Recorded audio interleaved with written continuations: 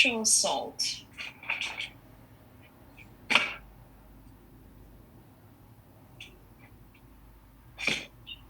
Okay. My head's been killing me. Okay, let's dive. We touched on sexual abuse a little bit. Let's dive a little bit deeper. So, sexual assault is defined as pressured or forced sexual act, including sexually stimulated talk or actions, inappropriate touching or intercourse, incest, human sex trafficking, female genital mutilation or male, and rape, right?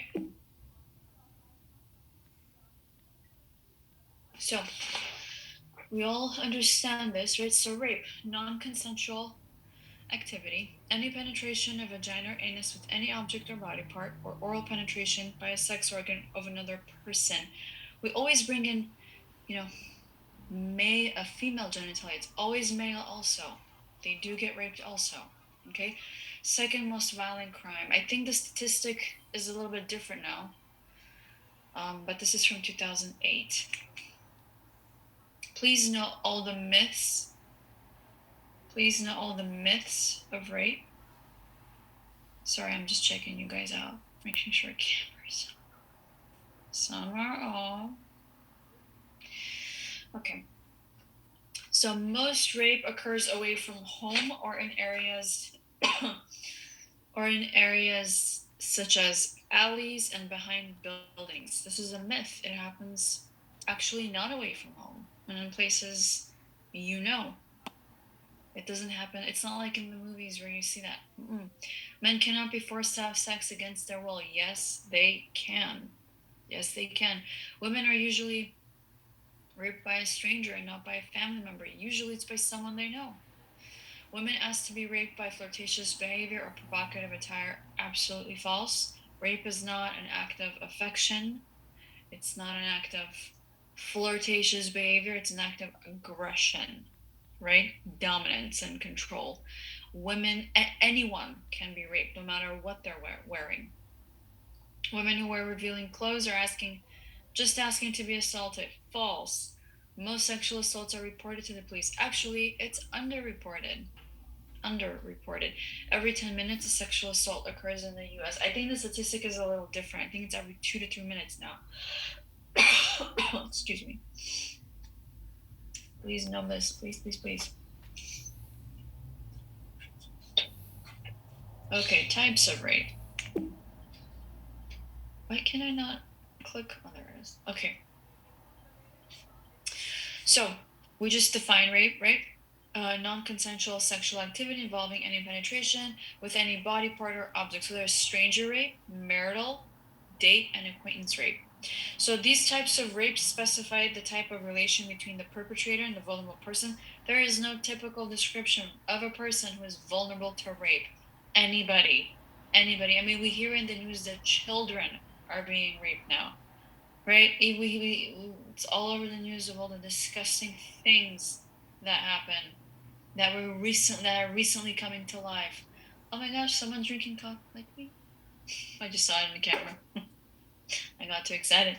Individuals of all ages are affected by sexual assault and can be male or female. Absolutely. There's no typical rape survivor. Okay, let's dive in deeper. I actually did order coffee during the break because I have serious issues. Clearly I have issues.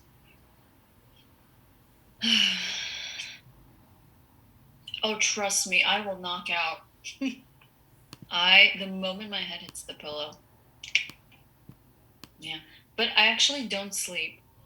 I'll probably won't go to bed until like 2. Not because I can't sleep, but because I just don't want to. If you drink coffee at this time, you'll sleep. So this is my 7th. Because it was 6. This is my 7th cup. Yeah. Good stuff. I always get this, like, this one, what did I order? I used to eat graveyard. I used to eat both, but I'm very much graveyard. Yeah, I'm very much a graveyard person. This This is also a vanilla latte. This one only has 3 shots. I used to work graveyard nurse. I used to be a graveyard nurse. Yeah, I used to be. But I worked both. I alternated. I very easily alternate. It messed me up big time in the brain because sometimes I couldn't figure out days. But I used to do that, yeah. All right. So, psychological effects of sexual assault: depression, suicide, anxiety, fear, difficulties with daily functioning, low self esteem. Look at this. Everything we've discussed so far in class. Everything. So, sexual assault is the trigger, and all of this comes into play. Right? Depression, suicide, anxiety. So, sexual dysfunction. So, there's a somatic reaction after being sexually assaulted can occur later, in which the client can have a variety of physical manifestations. So all these physical manifestations have no underlying medical cause. They're somatic. It's due to the trigger, which is the sexual assault, and this is what they're experiencing: headaches, sleep disturbances, GI problems, vaginal pain, discomfort, UTIs, all of this with no underlying issue besides the fact that it's because they were sexually assaulted. Okay. Now, we've got rape trauma syndrome phases, 3 phases: acute, outward, and resolution phase. So the acute phase is divided into 3. Now, this all depends on the type of person you are and how you respond to whatever trauma. So, express crying and yelling. So, this is the one who outwardly shows their feeling. Okay. Crying, yelling, screaming. Controlled is when it happens to you and you're calm on the outside. You've got a flat affect, but on the inside, it's a whole different story. And shock disbelief is literal shock. You're disoriented. You're not alert. You can't function. You're kind of paralyzed you're kind of paralyzed in the sense of you can't do anything. Difficulty concentrating. So that's the initial phase, acute phase, where it happened. It recently happened. Okay. Outward adjustment phase.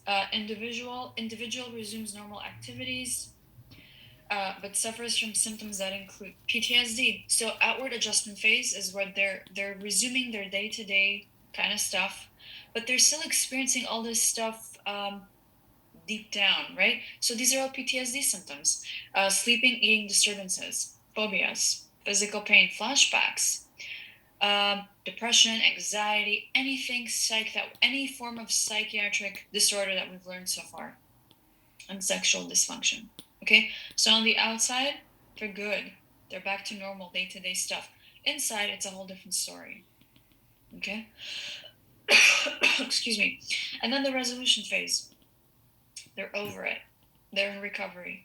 Assault is no longer the central focus of the individual's life. Pain symptoms decrease over time. So the way you know that your patient or the person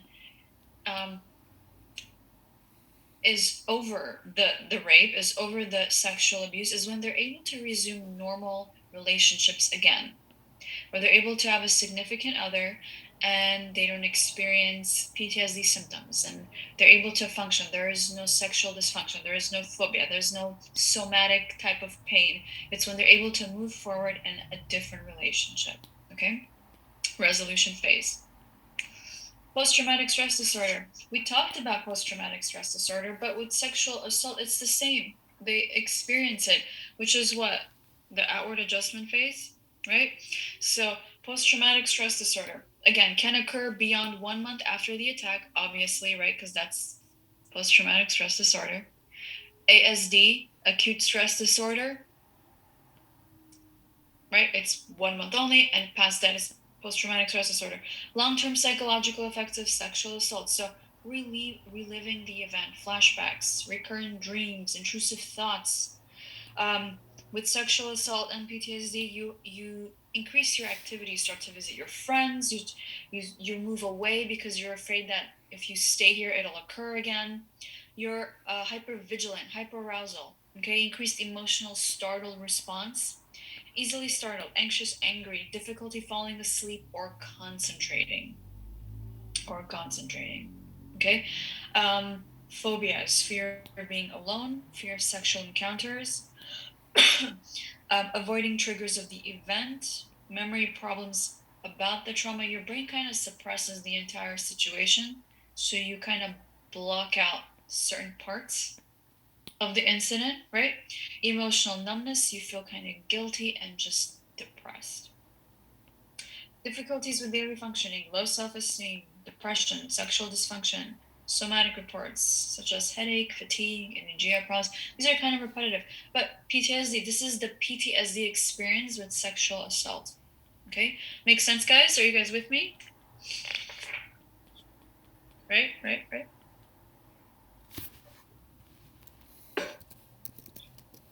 Then we have compound rape syndrome. Okay, so compound rape syndrome. Some survivors of rape can experience additional disorders as a result of sexual assault. So, the trigger is the sexual assault. The compound part of it is that they develop anxiety, they develop depression, or they develop substance use disorder. So, when we were talking about depression, when we were talking about anxiety, we always talked about, there's always a trigger, guys. Here it is. This is the trigger, the assault. Okay, the assault. And it's not just sexual assault that can compound into depression or substance abuse. It could be physical abuse or emotional abuse, any form of abuse. So this is it, compound rape syndrome.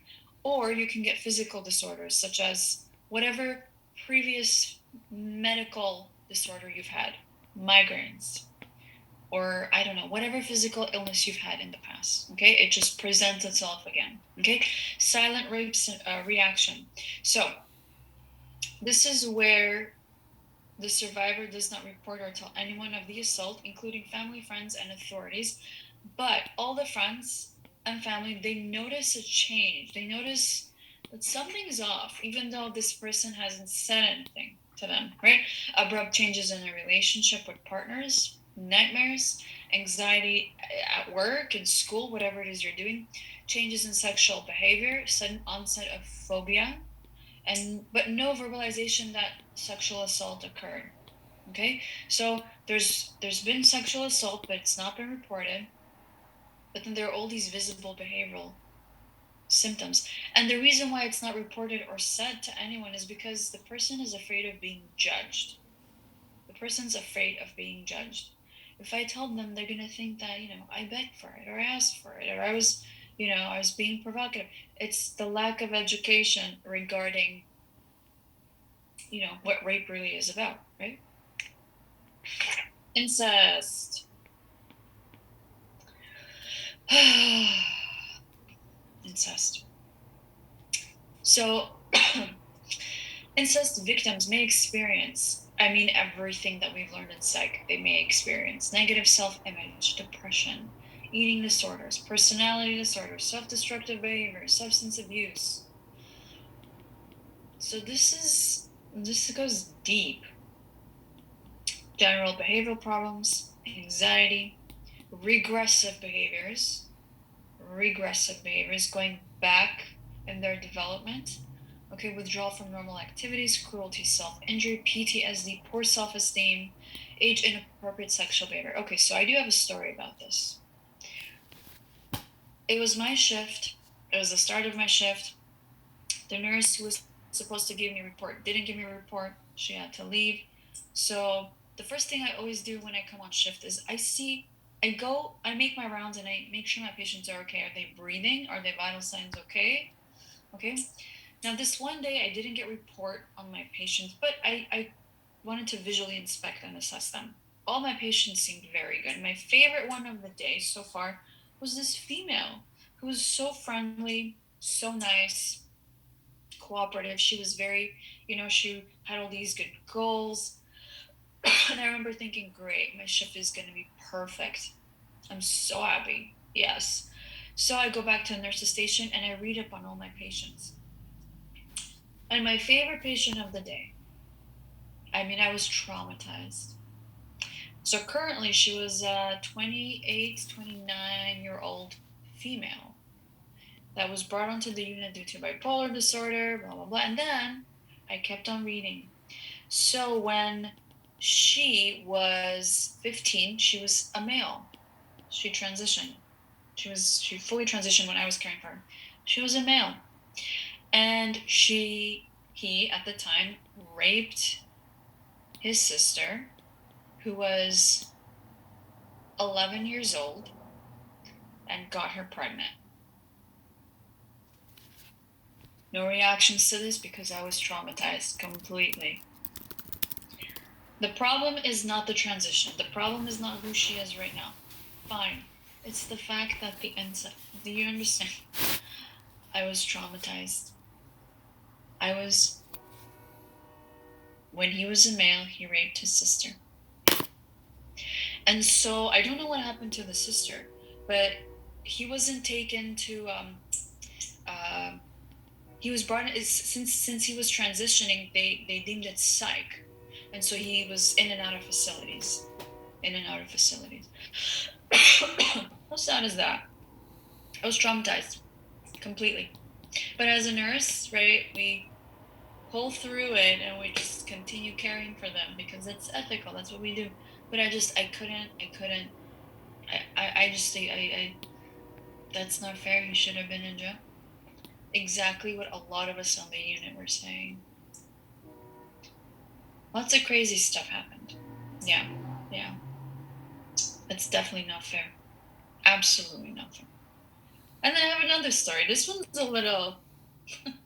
This was on the substance abuse unit. And we cared for one night. I was a night shift nurse at that time. I admitted this guy. He was really cool. He was in for benzo use and he used some heroin. And he's like, oh, my brother's gonna come in tomorrow. And so we admitted his brother the next day. And then both of them, they were cool. They were both using both for benzos and heroin. And then they're like, oh yeah, my mom and my dad are coming in the next day. So we admitted his mom and his dad. The entire freaking family was on the unit being treated for benzos and heroin. And then one day they got into a fight on the unit. And then when we came down to it, we found out. So one of the sons found out that his mom was sleeping with his brother. And he was mad because he thought that they had a thing going on. And then the husband found out. So it was just I was like, what is going on right now? It happens more than we think. Absolutely. It really does. It's disgusting. It's disturbing. It's a mess. And it happened. And they were frequent flyers too. Like, we already knew them.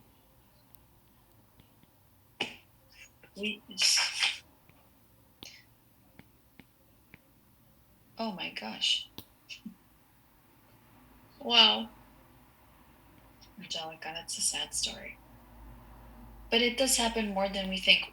When you guys, even if you guys want to be ER nurses, right? A lot of you guys want to work in the ER. You guys are going to get really interesting cases like this.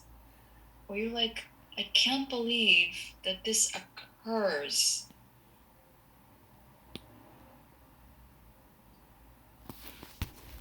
In times like this, when they get discharged, no, they don't. They don't get observed more. They get placement. Like, I remember we discharged them and we sent them to Florida to rehab, and they all got sent together to one rehab place. Of course, we wrote in our notes like, hey, like, be vigilant. This is what we've discovered. They do whatever. This is what we've discovered. Blah blah blah blah blah. So I don't know what they're up to right now. So they just continue. Interesting stuff. Ay, ay, ay. Yeah.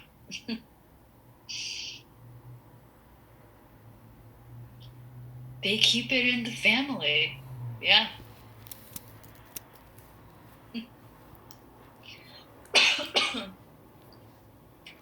I have to say, a lot of us were laughing on the unit that day. It was just crazy. So we have specialized sexual assault nurses. These are basically forensic nurses. Okay? They're called SANEs. Right? How nice is that? excuse me. So these are RNs with specialized training in caring for sexually assaulted patients, sexual assault patients.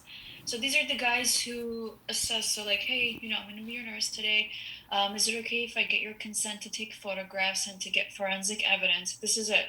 Okay, their ability to be expert witnesses in court. So in case something happens and the situation goes to court, these guys are the ones who are there as witnesses, expert witnesses. Okay, demonstrated competency in conducting medical legal evals. Okay. And then we have sexual assault response teams, SART. This is when we discharge them, right? Survivor-centric programs designed to provide a team approach, community resources, the shelters that we can send them to. There are really a lot of options in nursing. Yep, there really is. There really is, you guys. This is such a great field. You don't want to work in med-surg? No problem. You can try anything else. I love it. I love it. I have a friend who's she works on set. She's a nurse for movies. How cool is that? And there are other, there's so many things. That's the greatest thing. Yeah, I love it. There's something for everyone. Sexual assault response team. So these nurses, when we discharge our patients, this response team takes care of that. Here, we're part of the community. We're here to help you. Okay. They're the ones who plan. If you see it escalating again, this is what you should do. This is your safety plan. Things like that. Okay. So examination. When you're examining them, head to toe physical assessment for signs of injuries. Remember, assess them right away. Okay. Detailed general examination. You're getting consent to examine them, to take photos and document everything. This is forensic evidence collection and preservation. It's the first thing you do.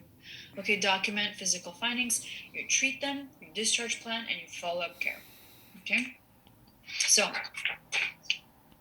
ensure informed consent is obtained, right, before you do anything else, because you want to preserve the evidence. So, they take their clothes off, it's not going to go in the bin. It's your forensic evidence. Because it's DNA. Lots of DNA is available there. Hair samples, blood, genital swab, scrapings under the nails, under the toenails, everywhere. Hair, pregnancy testing, sexual transmitted infections, rectal cultures. I mean, everything. Everything, okay? Physical examination, collection, documentation, and preservation of forensic evidence. It's forensic nurses. How cool. Forensic nurses, you can even work with the FBI, where you're the one who goes and you collect, like, at the crime scene. You have to have a nursing degree for that. It's very interesting. Like, you can even do that. How cool is that? Are you interested in that, Joanna? That's cool, huh?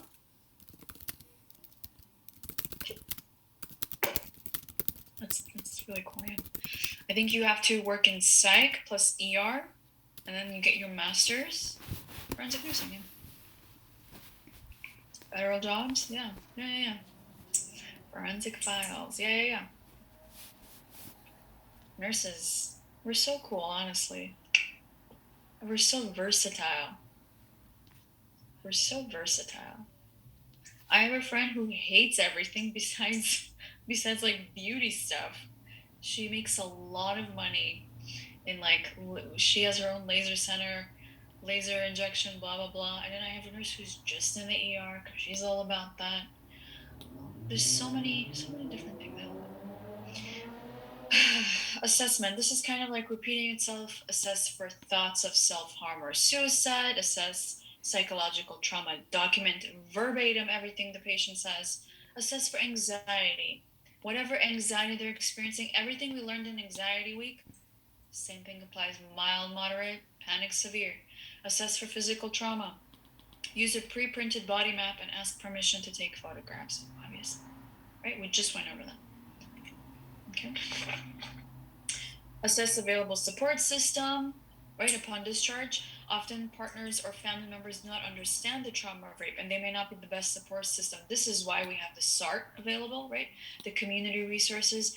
Let them know, hey, there are attorneys available and therapists and that work in the area of sexual assault. Literally, there's like people who just focus on that. Encourage the patient to talk about the experience, but don't pressure them at their own time.